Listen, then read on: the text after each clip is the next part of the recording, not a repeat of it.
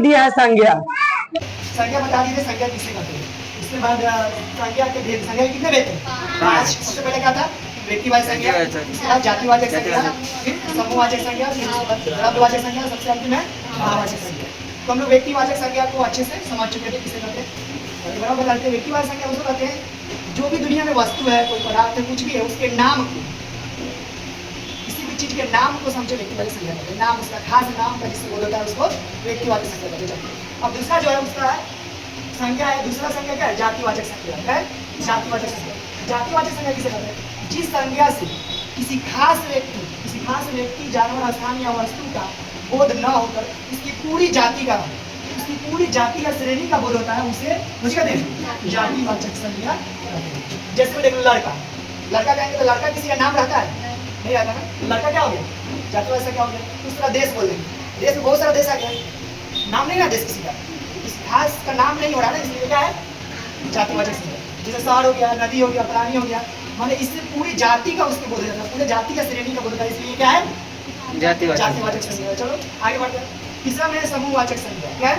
समूहवाचक। जिस संज्ञा से किसी समूह या झुंड का बोध होता है, किसी भी चीज के समूह या झुंड का बोध होता है, समझ रहे? झुंड माने समझ रहे हो ना? जैसे अंगूर का गुच्छा हो गया, एक झुंड रहता है, चाबी का गुच्छा उन्हीं का झुंड है।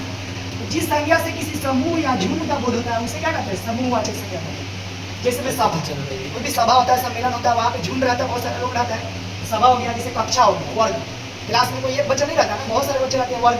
तो कक्षा हो गया। सेना हो गया, सेना जो होता है, बहुत सारे सेना में बहुत सारे लोग होते हैं, बहुत सारे सेना रहते हैं। गुच्छा हो गया, जैसे अंगूर का गुच्छा हो गया, चाबी का गुच्छा हो गया, गुच्छा का देखें तो बहुत सारे का बोध हो गया, समूह का बोध हो गया। जैसे मेला, मेला में एक आदमी रहता है, मेला में समूह या झुंड का बोध हो गया, इसलिए ये सब क्या है?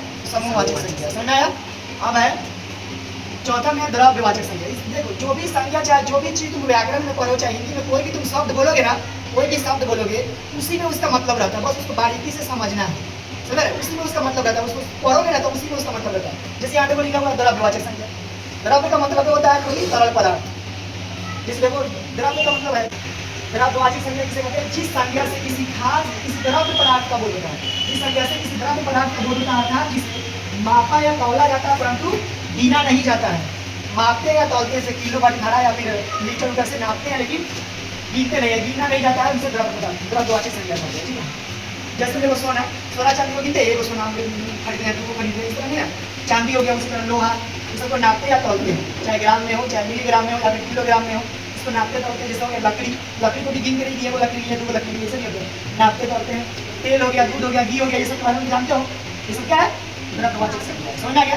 जिससे मापा या तौला जाता है, गिना नहीं जाता, उसे क्या कहते हैं? द्रव्यवाचक संज्ञा। भाववाचक संज्ञा में क्या? जिस संज्ञा से किसी प्राणी या पदार्थ के गुण, स्वभाव, दशा का बोध होता है, उसे भाववाचक संज्ञा कहते हैं। दूसरे शब्द में भाववाचक संज्ञा को दूसरे शब्द में भी बोल सकते हैं। क्या बोल सकते हैं? इसे देखा या छुआ नहीं जाता, सिर्फ अनुभव किया जाता है, सिर्फ महसूस किया जाता है, अनुभव किया जाता है, उसे भाववाचक संज्ञा कहते हैं। दूसरे शब्द में वो भी बोल सकते हैं। भाववाचक संज्ञा में जैसे में देख लो ईमानदार, किसी ईमानदार को देख सकते हो, ईमानदार है, ईमानदारी कितना आगे गिन सकते हो, उसको महसूस कर सकते हैं, हाँ वो ईमानदार आदमी है। किसी हो गया बचपना, किसी का बचपना देख नहीं सकते ना, अनुभव कर सकते हैं। अच्छाई हो गया, बुराई हो गया, उत्साह माने खुशी हो गया, कितना खुश है नहीं पता है ना, सुख दुख ये सब उसको महसूस सिर्फ कर सकते हैं, किसी का देख के महसूस कर सकते हो, कितना है नहीं पता कर सकते हैं। ये सब क्या भाववाचक संज्ञा। समझ में आया ना सबको? Yes sir. तो मैंने संज्ञा खत्म हो गया आज। तो चलो अगर समझ में आया ना, और आप लोग को भी अगर समझ में आया तो लाइक, कमेंट और शेयर करना ना भूलें, ताकि और लोगों को भी पता चल जाए संज्ञा, क्योंकि मैट्रिक में हमेशा बराबर पूछता रहता है।